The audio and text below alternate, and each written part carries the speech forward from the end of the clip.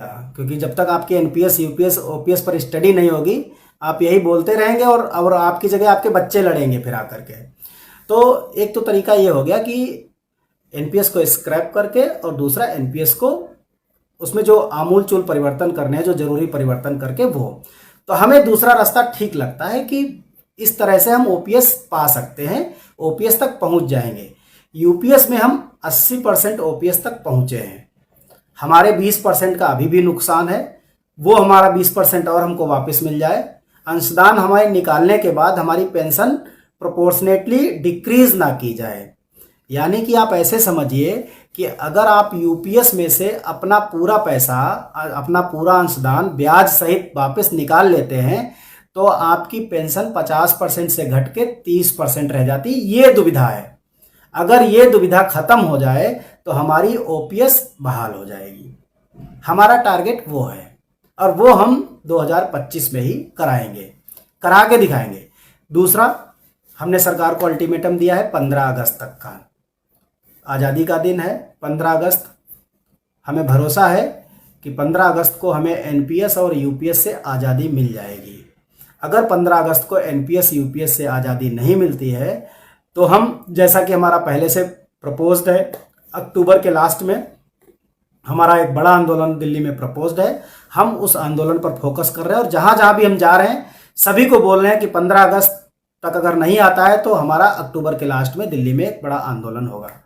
जो लोग मदद कर सकते हैं उनसे मैं अपील करूंगा कि वो लोग मदद करें, वो लोग आए, क्योंकि हम जिस तरीके से बात करते हैं कि कम से कम एक बार टेबल टॉक तो हो, सरकार से हम ये तो बताएं कि ये मिला, ये नहीं मिला, अभी भी हम बाकी है, तो हम उसकी लड़ाई लड़ेंगे, वहां तक हम पहुंचे।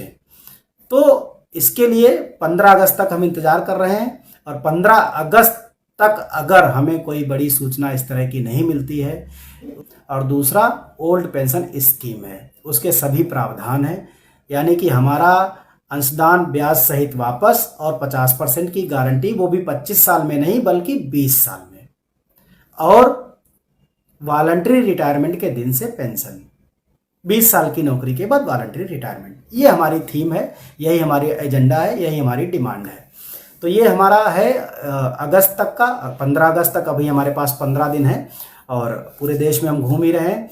और एक बार फिर से मैं तमिलनाडु के कर्मचारियों को यहाँ से सैल्यूट करता हूँ, उनको बहुत बहुत धन्यवाद और उनके हौसला अफजाई करता हूँ कि उन्होंने बहुत शानदार कार्यक्रम किया और लगा सभी 38 जिलों में हंगर स्ट्राइक करके सरकार तक एक शानदार मैसेज भेजा है, जिसे द हिंदू जैसे बड़े मीडिया ने उसको अपनी वाल पर जगह दी उस आंदोलन को।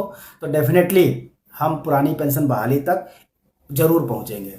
हाँ, कुछ लोग ये भी बोलते हैं कि अगर आपने यूपीएस स्वीकार कर लिया, पहली बात तो देखिए हम यूपीएस को स्वीकार करने के बिल्कुल फेवर में नहीं है, सिवाय उन केसेस के जो बिल्कुल रिटायरमेंट की कगार पे बैठे हैं या रिटायर हो चुके हैं, उनकी मजबूरी है, वो तो मजबूरी है उनकी।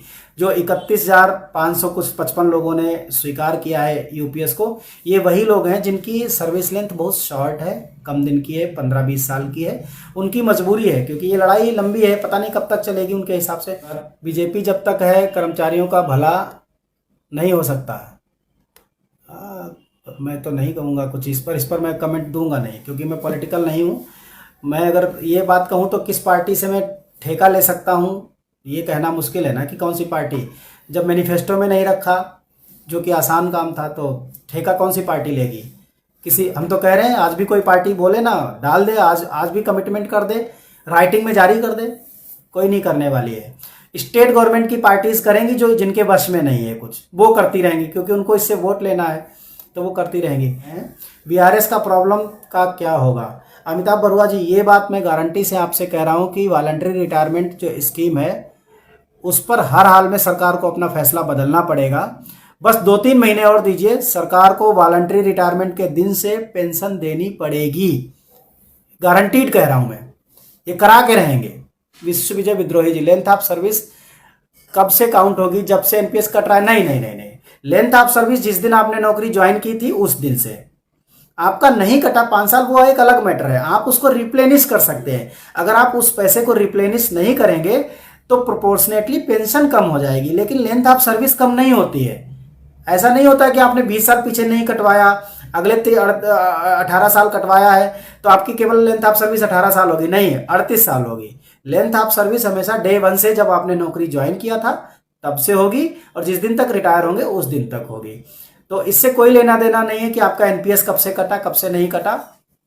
बहुत सारे लोगों के अंदर एक भ्रांति है कि वो एनपीएस अगर कटवाना शुरू कर देंगे तो ये हो जाएगा कि उनको ओपीएस नहीं मिलेगा। इससे ज़्यादा मूर्खतापूर्ण और कोई सवाल नहीं हो सकता।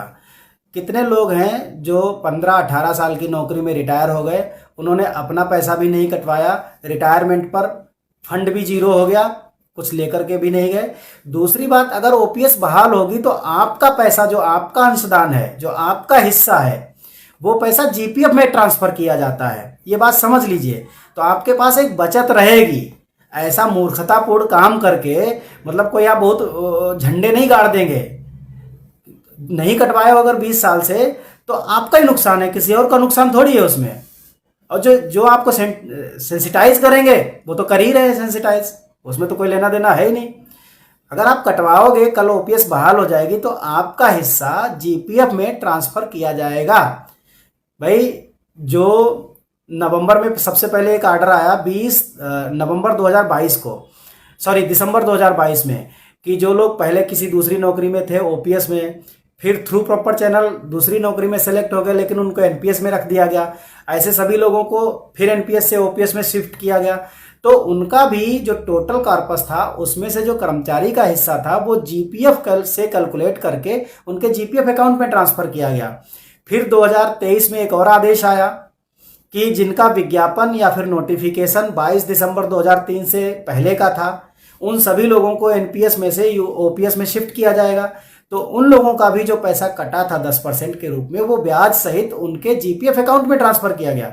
ऐसे नहीं होता कि अगर आप कटवा दोगे तो आप ओपीएस में नहीं जाओगे, इसका मतलब ये हो गया आपने स्वीकार कर लिया। इसी मूर्खता के चलते हमारे लाखों कर्मचारियों का नुकसान हो चुका है, इसी मूर्खता के चलते। मुझे बोलने में कोई इसमें शर्म थोड़ी है। एक लोग लिख रहे हैं कि आप मैनेज हो गए हैं क्या? हाँ, हमने 200 करोड़ रुपए लिए हैं सरकार से, 200 करोड़ रुपए। अगर आप सुन रहे हैं तो सुन लीजिए, 200 करोड़ रुपए और मैनेज हो गए हैं। दिमाग की बत्ती थोड़ा जला लीजिए तो आपको समझ में आएगा, क्योंकि जब तक आपकी एनपीएस यूपीएस ओपीएस पर स्टडी नहीं होगी आप यही बोलते रहेंगे और आपकी जगह आपके बच्चे लड़ेंगे फिर। अच्छा क्वेश्चन है। सेंट्रल ऑटोनोमस बॉडी सीएबीज में मैं आपको बता दूं कि 30 मार्च 2021 में जब कोरोना काल में हम लोगों ने डेथ एंड डिसेबिलिटी के केस में पुरानी पेंशन का विकल्प लागू करवाया था, वो विकल्प आज तक सेंट्रल ऑटोनोमस बॉडीज में यूनिफाइड रूप से लागू नहीं है। किसी किसी ने ले लिया है, जैसे एम्स ने ले लिया, चंडीगढ़ पीजीआई ने ले लिया, कुछ और जगहों पर लागू हो गया, लेकिन केंद्रीय विद्यालय, Navodaya Vidyalaya, universities, central universities या ऑटोनोमस और रिसर्च इंस्टीट्यूट है, वहाँ अभी भी ये लागू नहीं है। इसके लिए हमने 2 बार सरकार को लेटर भी लिखा। एक बार यूजीसी ने लेटर जारी कर दिया, उच्च शिक्षा विभाग ने, और नवंबर 2023 में उसको सरेंडर कर दिया। तो वहाँ की यूनियनों ने आज तक इस मुद्दे पर ना कोई धरना किया, ना आंदोलन किया, ना कोई बैठक की, ना सरकार से कभी मिलने की कोशिश की, तो वो ही पड़ा है, अभी तक लागू नहीं हुआ।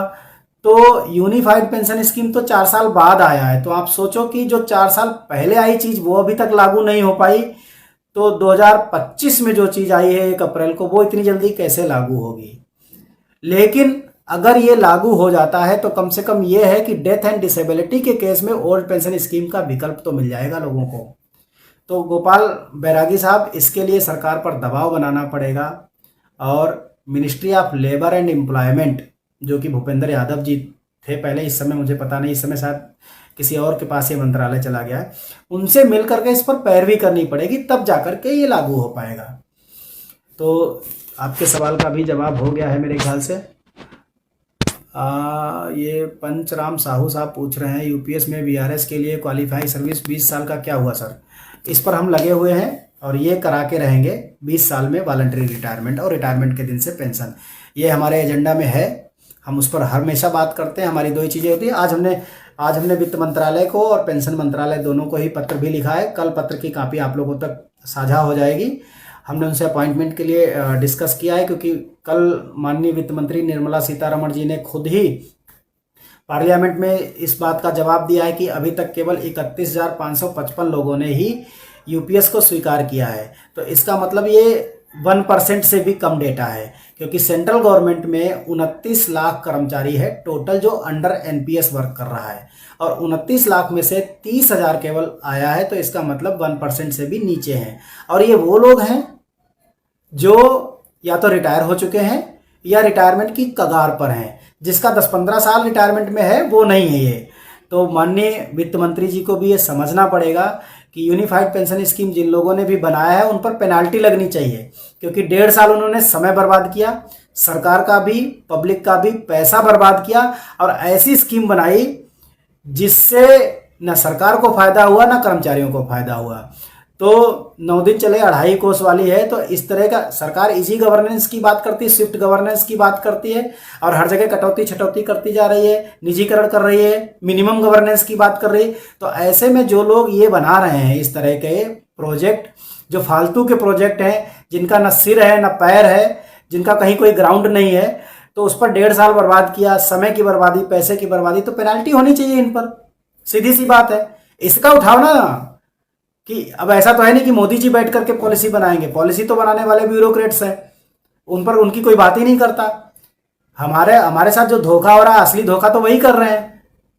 अगर वही पॉलिसी को ठीक कर दे तो हमें ओपीएस मिल ना जाए, तो वही करना नहीं चाह रहे, वही सरकार को समझाना नहीं चाह रहे। वो सरकार को बल्कि ये समझाते हैं कि ये कर्मचारी सरकार के ऊपर बोझ हैं, इन पे पैसा जाया हो रहा है, इनकी सारी नौकरियां निजीकरण कर दी जानी चाहिए, सारा कारपोरेटाइजेशन कर दिया जाना चाहिए। ये बताने वाला कौन है?